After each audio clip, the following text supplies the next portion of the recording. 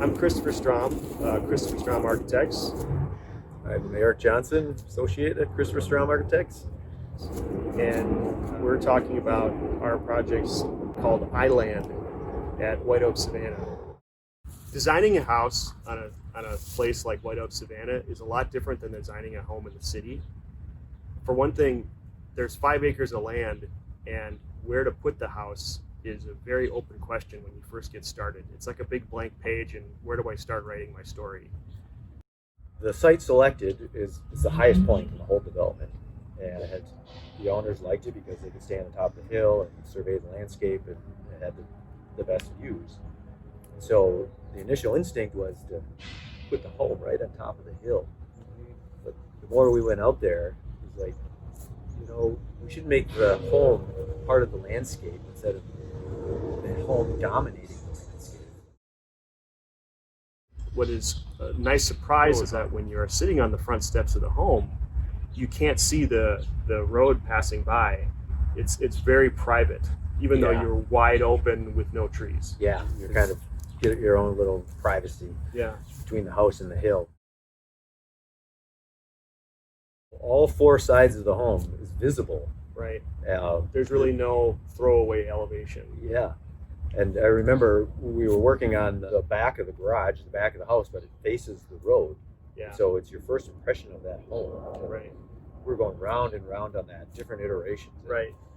It was probably, we were here late one night, and you finally had the eureka moment. You're like, let's do triple gables. Drew the little sawtooth, and you kind of had the papa bear, the mama bear, and the baby bear gables. One of their key priorities was family, and they really wanted to have 2 key living spaces. They wanted to have a kind of a day-to-day living suite where the 5 of them could be more informal, where they had kind of a TV watching, meal prep, sharing the meal, and that was just kind of the immediate family. But then they also wanted to have a space for entertaining that was much more formal and separate. So we used the main staircase to kind of divide those 2 spaces. When we were going through a round of trying to keep the project on budget, we're like, well, just get rid of a living room. It'd be that easy. And they're like, no, that's very, very important to us. Let's find other places to cut, not that. One of their key priorities was family and being able to be in connection with them as they went about their day-to-day activities in the house.